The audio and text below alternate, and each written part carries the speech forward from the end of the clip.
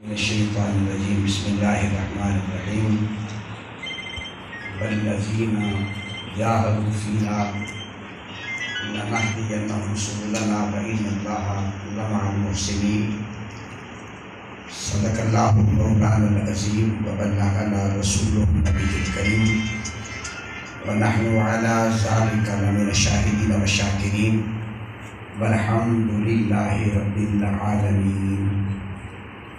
تمامی گستاخ مرتبہ محبت سے درود پاک الصلاۃ والسلام علیک یا سیدی یا رسول اللہ، الصلاۃ والسلام علیک یا سیدی یا حبیب، الصلاۃ والسلام علیک وعلی آلک واصحابک یا محمد رسول صلی اللہ علیہ وسلم۔ عزیز ساتھیو، سب سے پہلے حمد اس ذات باری تعالیٰ کی جس نے کائنات ارض سما کو وجود عطا فرمایا اور ہم جیسے نکمے لوگوں کو اپنے محبوب کریم علیہ الصلاۃ والسلام کی امت سے بنایا۔ سبحان اللہ۔ اس کے بعد غیر محدود صلاۃ و سلام اس پیارے محبوب کریم علیہ الصلاۃ والسلام کی ذات اقدس پر جس نے ساری کائنات انسانیت کو ایمان کی دولت سے مالا مال فرمایا۔ اس کے بعد شکر ہے اللہ تبارک و تعالیٰ کا کہ اس خلاق کائنات نے ہم جیسے ادنا سے طالب علموں کو دین مدین کی خدمت کے لیے پسند فرمایا ہے۔ بارگاہ نویزت میں دعا ہے اللہ کریم ہم سب کی یہ کاوشیں، یہ محنت اخلاص کے ساتھ اپنی بارگاہ میں مقبول و منظور فرمائے، اللہم آمین۔ اور خلاق کائنات ہمیں مزید دین مدین کی خدمت کی اللہ توفیق عطا فرمائے۔ میں سب سے پہلے کھڑا اس لیے ہوا ہوں کہ ابھی اپنی معروضات میں نے اب عرض نہیں کرنی ہے، آخر میں اپنی معروضات عرض کروں گا، کیونکہ ساتھیوں کی آج تشریف آوری جو ہے ذرا کچھ رفتار سست ہے، اور ایک تو مجھ سے تھوڑی سی میرا خیال ہے غلطی یہ بھی کہ میں نے ٹائم لکھا تھا 9 بجے سے لے کر 3 بجے تک، تو ساتھیوں کا خیال یہ ہوتا ہے کہ اتنا لمبا بیٹھنا مشکل ہوتا ہے، تو میرے خیال میں تو اس میں یہ تھا کہ 3 تک مطلب پروگرام 3 تک نہیں ہوگا، پروگرام شام کا روٹین کے مطابق 2 بجے تک ہوگا، 2 بجے نماز ہوگی، اس کے بعد کھانا ہوگا، 3 بجے تک فارغ رہیں گے۔ تو شاید ہو سکتا ہے کہ ساتھیوں نے شاید محسوس کیا ہو کہ اتنا لمبا بیٹھنا مشکل ہوتا ہے، اس لیے ذرا رفتار بھی سب، لیکن اصل میں یہ رفتار سب نہیں ہے۔ جو بات عرض کرنا چاہوں گا وہ یہ ہے کہ ہم اہل سنت جب سے بحیثیت طالب العلم اس شعبے میں حاضر ہوا ہوں، میں نے دیکھا ہے ہم اہل سنت میں روایتی طور پر کیا ہوتا ہے، سستی اور کاہلی پائی جاتی ہے۔ اور دوسری بات یہ ہے کہ ہم اہل سنت کے اندر ایک بات خصوصیت سے میں نے نوٹ کی ہے کہ کوئی کام کرنا چاہتے ہیں تو وقتی طور پر شوق اور جذبہ ہوتا ہے، اور پھر پانی کے بلبلے کی طرح یہ بیٹھ جاتا ہے۔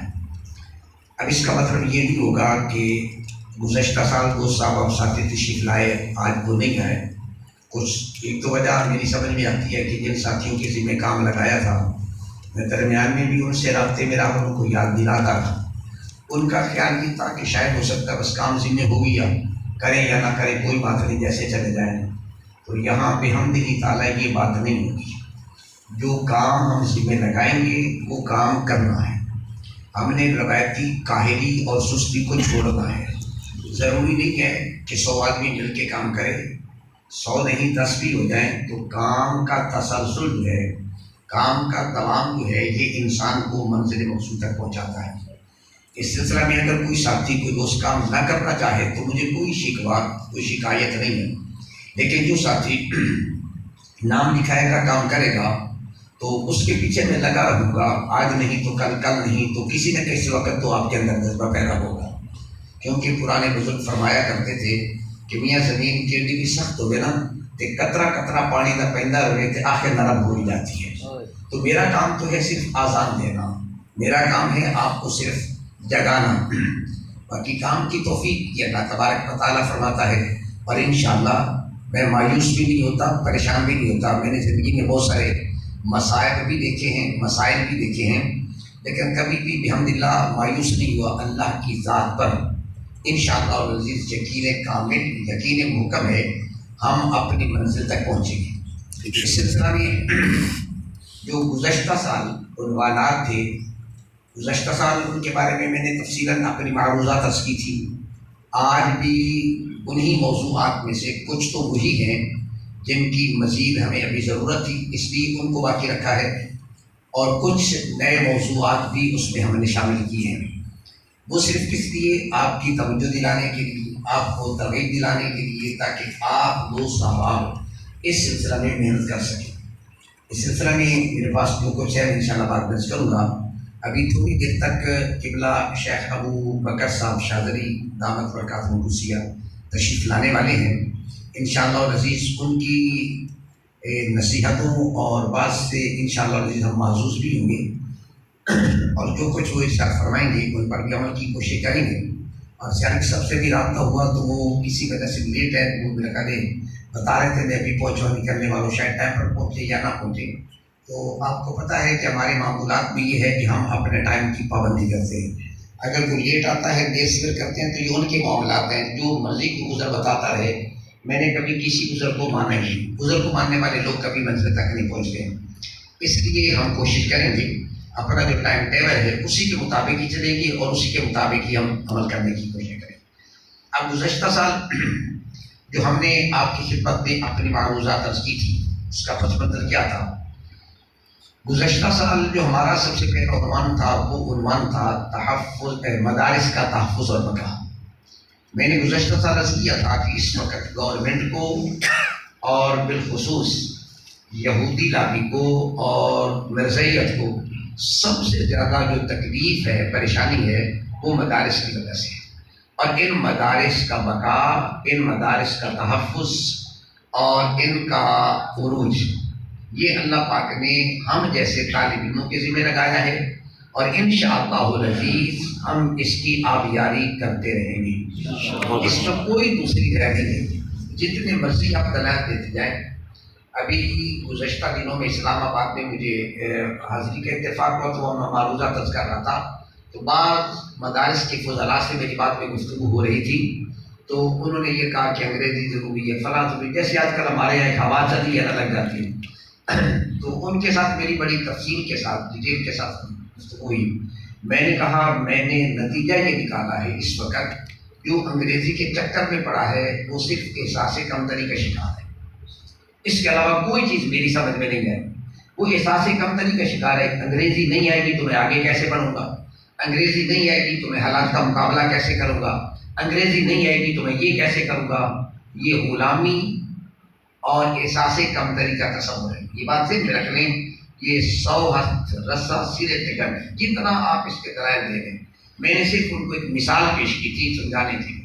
میں نے کہا سادہ سی مثال دینا چاہتا ہوں۔ اقوام متحدہ کا اجلاس ہو رہا تھا، اقوام متحدہ کے اندر جب مختلف ممالک کے لوگ، مختلف ممالک کے صدور، مختلف ممالک کے وزرائے خارجہ گفتگو کرتے ہیں، تو اس میں چائنا کے وزیر خارجہ نے جب گفتگو کا آغاز کیا تو اس نے چینی زبان میں گفتگو شروع کی۔ تو اقوام متحدہ کا جو سیکرٹری جنرل تھا اس نے کہا کہ خبردار یہ انٹرنیشنل فورم ہے، آپ اس پہ انگریزی میں بات کریں۔ اس نے ایک جملے میں بات ختم کی، اس نے کہا ہم گونگے نہیں ہیں، ہماری اپنی زبان ہے، ہم گونگے نہیں ہیں، ہماری اپنی زبان ہے، ہم اپنی زبان میں گفتگو کریں گے۔ اگر آپ کو میری زبان سمجھ میں نہیں آتی تو آپ ٹرانسلیٹر رکھیں، کوئی ترجمان بلائیں جو میری گفتگو کا ترجمہ کر کے دے۔ میں تمہاری بولی نہیں بولوں گا، میں تو اپنی زبان بولوں گا۔ اور پھر میں نے کہا مجھے بتاؤ اس وقت پوری دنیا میں، پوری ورلڈ میں چائنا کیا ترقی کر رہا ہے کہ نہیں کر رہا؟ ایک یہ مثال میں نے خال دی، اس لیے دی ہے جو ہر ایک کو سمجھ آنے والی ہے۔ تو اس نے کہا ترقی تو کر رہا ہے۔ میں نے کہا وہ انگریزی کے بلبوتے پہ ترقی کر رہا ہے؟ نہیں، انگریزی کے بلبوتے پہ ترقی نہیں کر رہا، اس نے جتنے بھی تعلیم دی اپنی قومی زبان کے اندر دی۔ اور پھر میں نے ان سے پوچھا مجھے بتائیں انٹرنیشنل زبان کون سی؟ آج ہمارے ذہنوں میں یہ تصور دیا گیا ہے کہ انٹرنیشنل زبان انگریزی ہے، یہ غلط فہمی ہے۔ کوئی انٹرنیشنل زبان انگریزی نہیں ہے۔ کسی ملک میں مجھے بتائیں انگریزی بولی جائے، میں نے کہا مجھے گنتی کر کے بتا دیں چند ملک ہیں جہاں انگریزی بولی جاتی ہے. برطانیہ کا نام لے لیں گے, امریکہ کا نام لے لیں گے, 2-4 اور ملک لے لیں. میں نے کہا جائیں روس میں دیکھیں, روس میں دنیا کا سب سے بڑا ملک ہے, روس میں انگریزی نہیں بولی جاتی. چائنا میں جائیں, چائنا میں انگریزی نہیں بولی جاتی. ایران میں جائیں, ایران میں انگریزی نہیں بولی جاتی ہے. فرانس دنیا کا بڑا پاورفل ملک ہے, نہیں انگریزی بولی جاتی ہے. وہ لوگ اپنی بولی پہ کام کرتے ہیں, تم کس چکر میں پڑ گئے؟ میں نے کہا ہاں بولی کسی نے سیکھنی ہے, چند بندے کو سیکھ لیں, ضرورت ہے باہر جا کے بات کر دیں. اس لیے یہ تصور دیے گئے. میں نے کہا اگر آپ گنیں گے تو اس وقت سب سے زیادہ ملکوں میں جو بولی بولی جاتی ہے وہ عربی بولی جاتی ہے. آپ عربی بولنے والے ملک بھی گن لیں اور انگریزی بولنے والے ملک بھی گن لیں. اگر یہ زیادہ ملکوں میں بولی جاتی ہے تو پھر مان لینا انٹرنیشنل زبان عربی ہے, وہ نہیں ہے.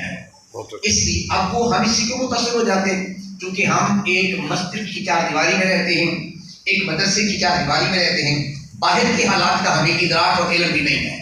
اس کا نتیجہ کیا نکلتا ہے؟ ان کی باتیں سمجھ کے بڑے متاثر ہو جاتے ہیں کہ یہ ٹائم کوٹ والا کھڑا ہو کے میں کہتا ہے یہ انٹرنیشنل زبان ہے, فلاں بولی جاتی ہے, جبکہ قطعاً ایسا نہیں ہے. اس لیے مدارس کا جو تحفظ ہے یہ ہماری بنیادی ذمہ داری ہے.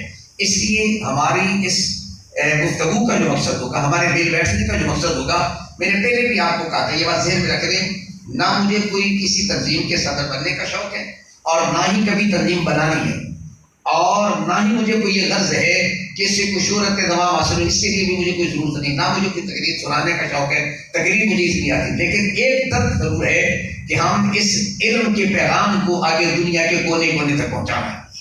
آپ مسجد کے وارث نہیں ہیں, آپ آمنہ کے لال کے وارث ہیں. تو میرے نبی کا پیغام ایک ملک, ایک قوم یا ایک جماعت تک نہیں ہے, پوری انسانیت کے لیے ہے. تو آپ نمائندے ہیں آقا کریم علیہ السلام کی ذات اقدس کے, آپ نمائندے ہیں پوری انسانیت کے.